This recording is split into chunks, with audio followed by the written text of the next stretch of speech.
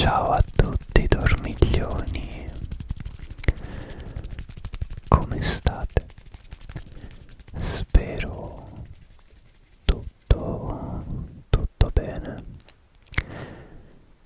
Io sono Luca, benvenuti o bentornati sul canale. Questa sera un video inaspettato e non previsto. So che qualcuno si aspettava un'altra tipologia di video probabilmente, ma dovete sapere che la gentilissima Silvia Montano mi ha regalato questo libro con diverse storie di serial killer. E visto che l'ultimo video, anzi primo e per ora ultimo, unico video di True Crime ASMR vi è piaciuto parecchio, più di quanto potessi pensare, mi sono detto ok, approfittiamone subito, battiamo il ferro finché è caldo. E quindi siamo giunti a una seconda puntata di video True Crime ASMR, dove andrò a leggervi in close up una storia di un serial killer. Potrebbe anche diventare una serie, insomma, se dovesse piacervi. Quindi nel caso ricordatevi di lasciare un commentino qui sotto e una spolliciata se il video vi piace. Come avrete capito già dal titolo del video e forse anche dalla miniatura, per questo secondo appuntamento andremo a scoprire la storia di Jack lo squartatore. Naturalmente, trattandosi di un video true crime, alcuni argomenti potrebbero farvi venire dei brividi non eccessivamente ASMR, e quindi se questo genere di video non dovesse fare al caso vostro, vi lascio qui una playlist più tranquilla e rilassante, ma direi di cominciare. Jack lo squartatore, noto per i sanguinari delitti commessi tra l'agosto e il novembre 1888 a Londra, Jack lo squartatore, soprannome dato a questo serial killer, è considerato uno dei più famosi, se non addirittura il più famoso assassino seriale del mondo, responsabile degli omicidi di 5 prostitute, avvenuti tutti entro un paio di chilometri uno dall'altro, nei distretti di Whitechapel, Spitalfields e Aldgate a Londra. Jack lo squartatore non fu mai catturato, sebbene vi fossero al tempo molti sospettati, cresciuti in numero col passare degli anni e l'approfondimento delle indagini. In aggiunta alla vera identità, anche il movente di questo assassino non fu mai scoperto. Alla fine del XIX secolo, vivere nell'East End londinese non era affatto facile. Residenza di abili mercanti russi ed ebrei, quel distretto era conosciuto soprattutto per la violenza e la criminalità in esso diffuse. Al tempo, la prostituzione era considerata illegale unicamente se la sua pratica causava scandalo o pubblico disturbo. Era quindi comune la creazione di bordelli o alberghi a ore a basso costo, in cui giovani donne senza altre possibilità lavorative potevano fornire servizi sessuali di vario genere. In tale contesto, la morte violenta di una o più di queste prostitute non era considerata tanto importante da finire sulle prime pagine dei giornali e a volte nemmeno in quelle successive. Era infatti normale che le prostitute subissero attacchi fisici violenti che potevano portarle alla morte.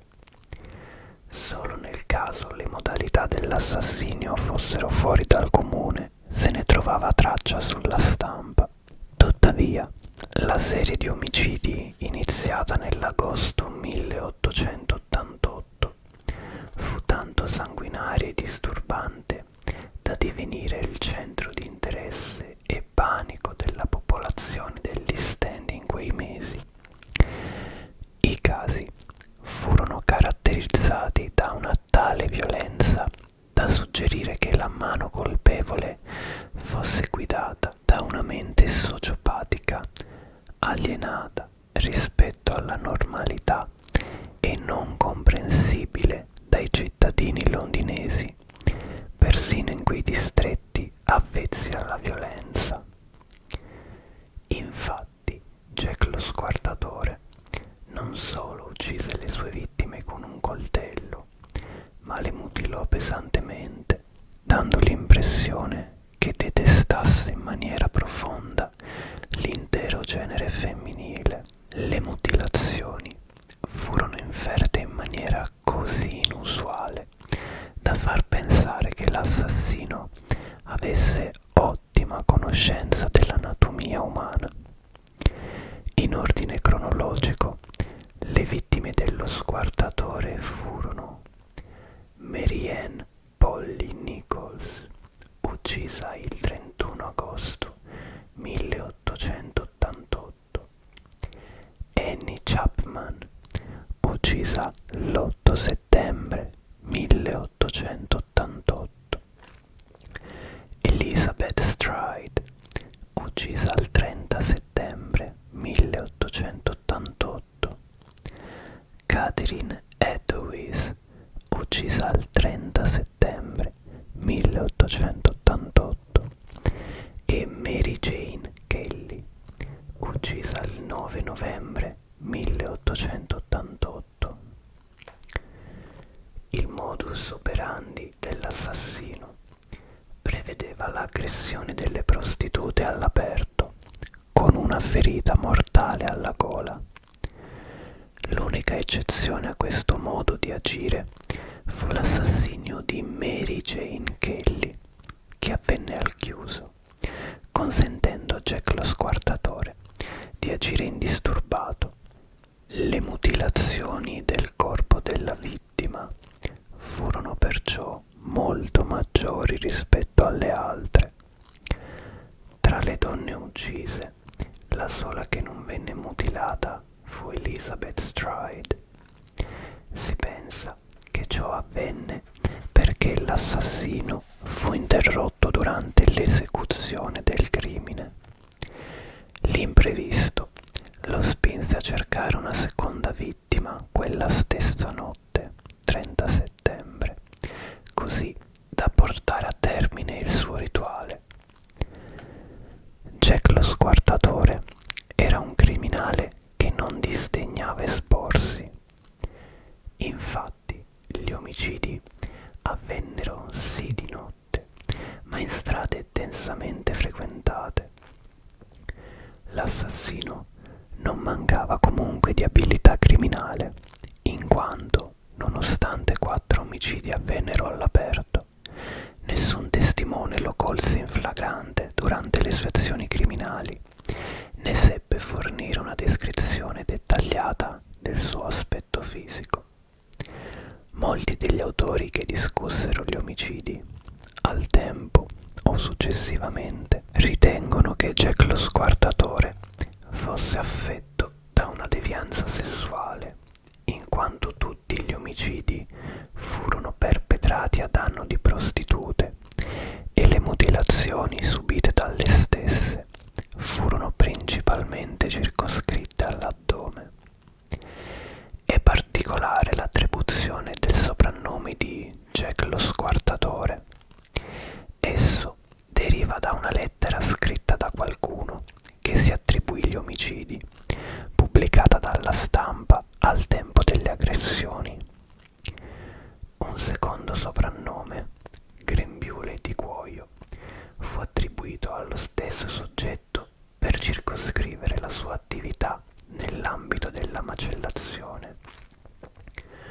Molti altri omicidi furono inizialmente imputati a questa persona, ma in seguito le investigazioni ne ridussero il numero ai 5 indicati in precedenza, che furono definiti come i Canonical Five. Oltre alla lettera citata poco sopra, ne vennero attribuite molte altre a Jack lo Squartatore, compreso un certo numero inviato al London Metropolitan Police Service, meglio conosciuto come Scotland Yard, in cui si sfidavano gli agenti a prevenire le sue azioni e si prospettavano nuovi omicidi per il futuro.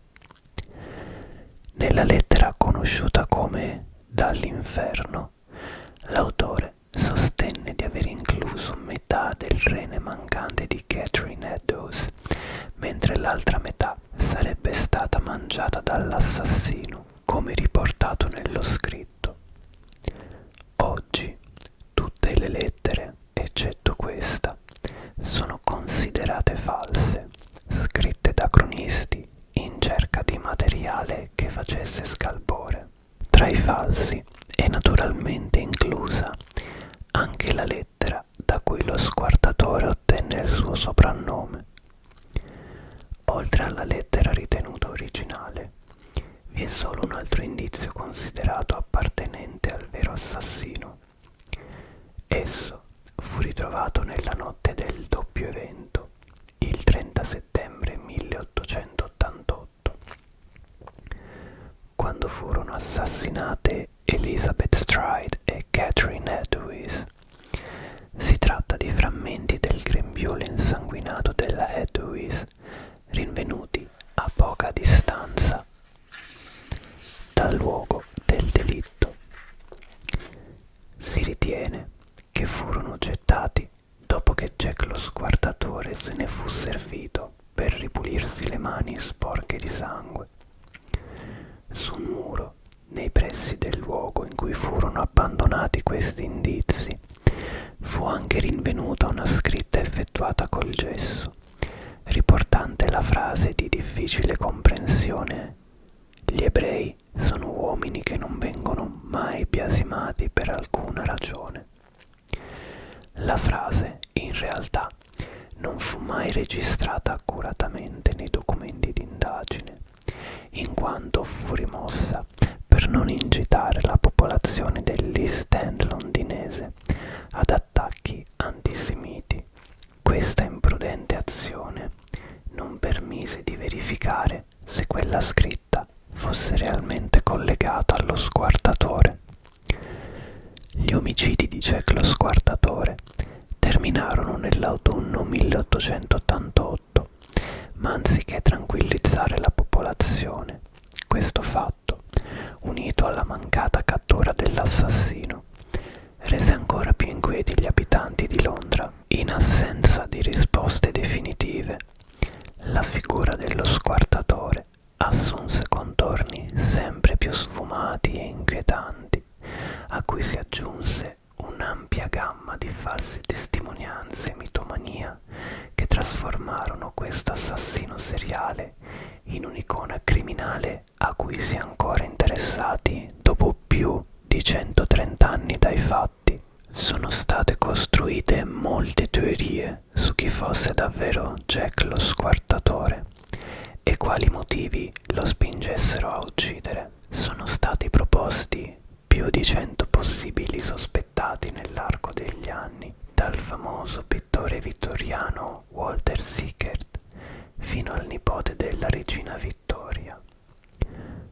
Tuttavia, nessuno dei personaggi attenzionati nel corso delle indagini o successivamente indicati dai ricercatori che si occuparono degli omicidi di Whitechapel fu incriminato.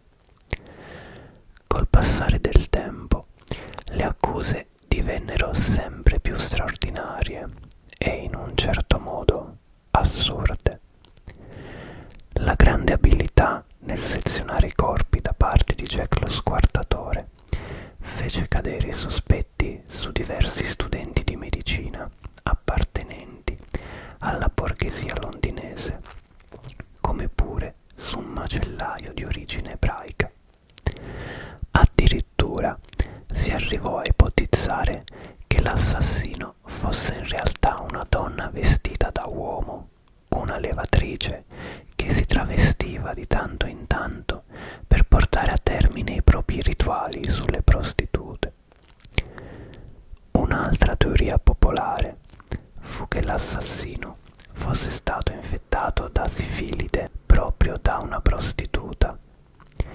La sifilide è una malattia venerea che negli ultimi stadi provoca danni cerebrali, giustificazione perfetta per le orribili mutilazioni apportate ai corpi delle vittime e considerate incomprensibili per persone normali. Sfociando nel complottismo vero e proprio, un'altra teoria collegava le 5 vittime alla conoscenza di un importante segreto per il cui mantenimento gli efferati omicidi erano stati commessi da agenti governativi. La maggior parte di queste teorie sono basate su pura fantasia. Più fondata dal punto di vista investigativo fu la speculazione che lo Squartatore fosse un medico o uno studente di medicina, in quanto era in grado di riconoscere e rimuovere specifici organi. Tuttavia, dopo il riesame di uno schizzo realizzato durante l'autopsia di una delle sue vittime, la qualità delle incisioni nei tessuti non fu ritenuta all'altezza di una persona con istruzione chirurgica professionale. Anche il linguaggio utilizzato nella sola lettera attribuita con sicurezza a Jack lo Squartatore fa ritenere che la sua istruzione non fosse di livello universitario. A ogni modo, le tecniche utilizzate per la rimozione degli organi erano coincidenti con modalità utilizzate nei mattatoi a quel tempo. Nell'East London di quegli anni esistevano molti piccoli mattatoi, nei quali le condizioni degli animali e dei lavoratori erano particolarmente dure. Nella ricerca sociologica moderna sono stati rilevati notevoli collegamenti tra la violenza inflitta agli animali e quella sugli esseri umani. Altrettanto comuni sono i crimini violenti nelle aree circostanti i mattatoi. Ne deriva che la teoria per la quale Jack lo Squartatore fosse un addetto ai mattatoi possiede una certa fondatezza. Un'altra teoria molto in voga ai tempi degli omicidi fu che Jack lo Squartatore, in realtà, fosse un turista o, in generale, un cittadino americano passato per la città di Londra nel periodo in cui le prostitute furono uccise. Di seguito verranno citati alcuni personaggi che furono accusati o ritenuti a diversi livelli possibili colpevoli dei delitti di Whitechapel. Richard Mansfield.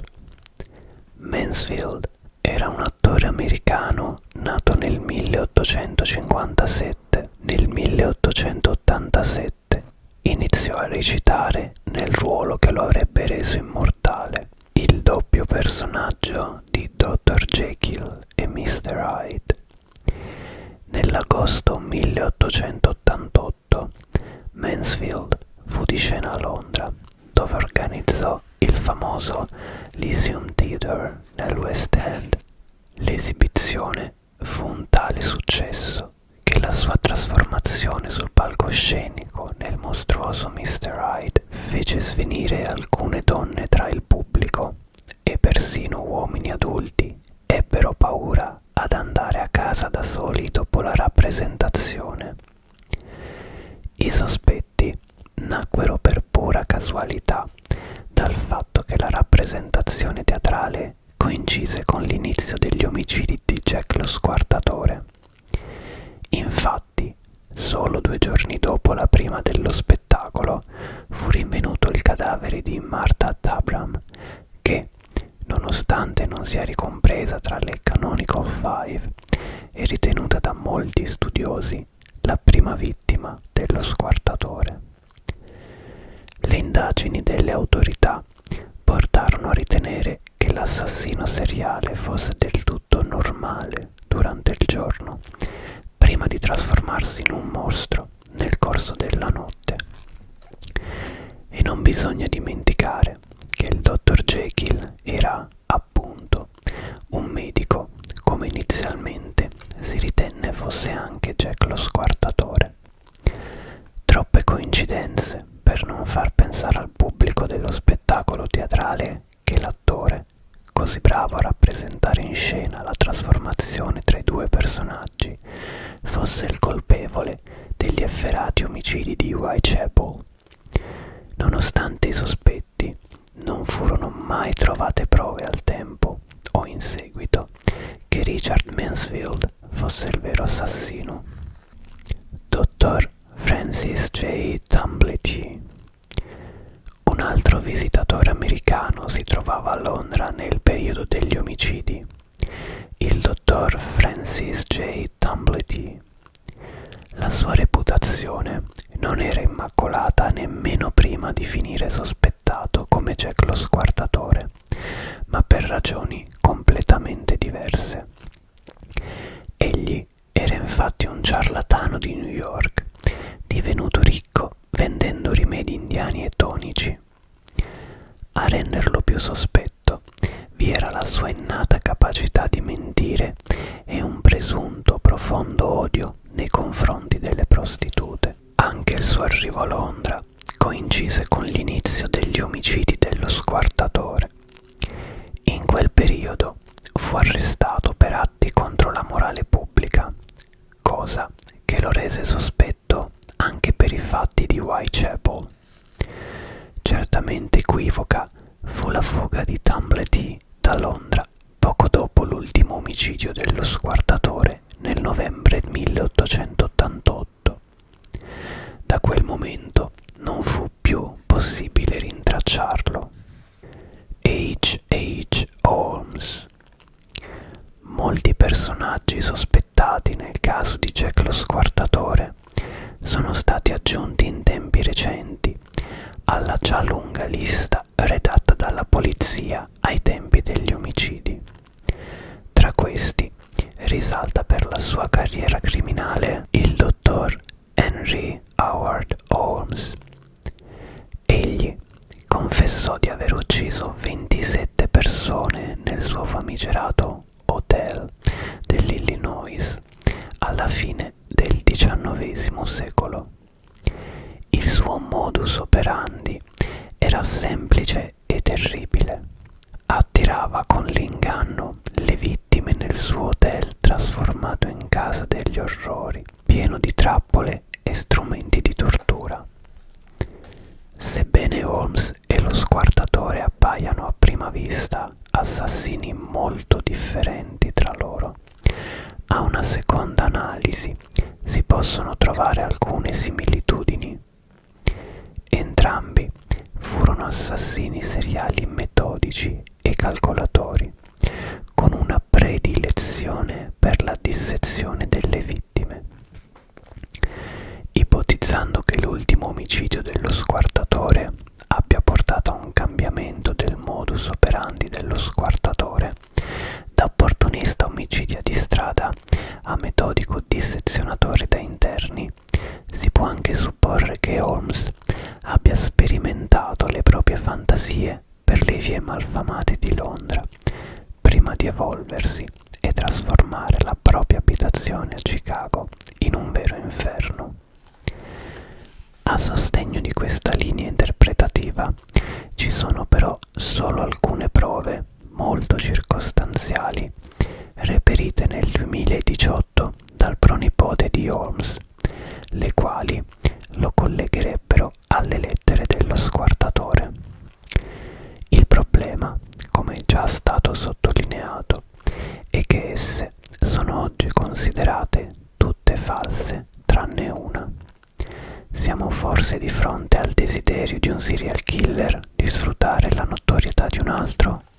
Come già indicato, la figura di Jack lo squartatore, col passare degli anni, assunse sempre più i connotati di una leggenda metropolitana, soggetto di libri, rappresentazioni teatrali e film per la TV o per le sale cinematografiche. Questo costante interesse da parte del pubblico spinse molti studiosi, ma anche veri investigatori, a continuare a cercare indizi e prove sui suoi omicidi fino ai nostri giorni. Di particolare interesse per i contenuti e per la strana conclusione è il lavoro di indagine svolto dall'investigatore britannico Trevor Marriott, il quale nel 2011 chiese alla polizia metropolitana di poter accedere ai documenti originali, senza censure, dei rapporti investigativi del 1888 e degli anni seguenti. Incredibilmente, la polizia rifiutò tale accesso, giustificandosi col fatto che i documenti contenevano i nomi di diversi informatori, alcuni morti da quasi un secolo. Secondo gli inquirenti del XXI secolo, rivelare fonti segrete del XIX secolo avrebbe fatto dubitare gli odierni informatori della reale possibilità di restare anonimi. Alcuni anni dopo, nel 2014, lo scrittore e investigatore dilettante Russell Edwards ottenne una certa fama, affermando di avere le prove della vera identità di Jack lo squartatore. Secondo lui, il colpevole era Aaron Kosminski, parrucchiere e forse successivamente lavoratore in uno dei mattatoi di Whitechapel. Edwards giunse a questa conclusione dopo aver acquistato e fatto analizzare tracce di DNA di uno scialle appartenuto a Catherine Hathaway, vittima dello squartatore. I risultati dell'analisi che conducevano a Kosminski furono pubblicati sul rinomato Journal of Forensic Sciences. Tali risultati, inizialmente considerati importanti, nel corso della successiva e necessaria peer review da parte della comunità mondiale di genetisti, in particolare dell'Università di Medicina di Innsbruck, in Austria, furono ampiamente criticati per la metodologia e per l'analisi dello scialle che sarebbe stato contaminato a causa di un'errata conservazione.